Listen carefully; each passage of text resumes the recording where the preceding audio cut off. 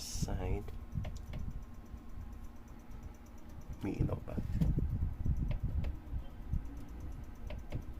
Ito yung umiilaw. Off na lang natin tong ilaw ko. Okay.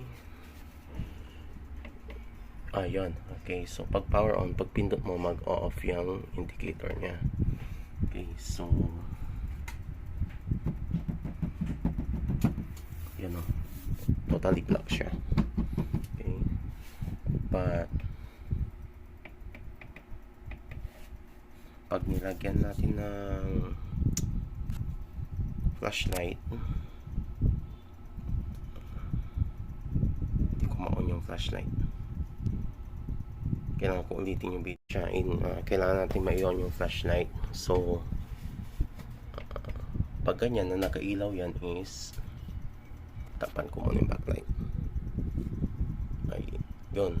Pag naka red yan, ibig sabihin na naka standby. So on natin. Okay. So wala tayong makikita na may ilaw. So ang ina-advise ko lagi kay client to make, kung halimbawa may nag-inquire sa akin pati sa page ko, is ilawan niya.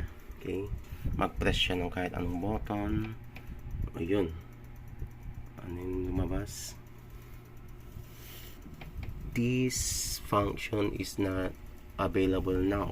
Okay, so yan yung kahit anong pindutin yung button pwede para ma-flashlightan nyo kung merong display. Okay, so ang sila nito is okay yung panel natin kasi may display nga siya, but wala siyang backlight kaya hindi natin makita yung image. Ulitin natin, magpindot tayo. Yan, no?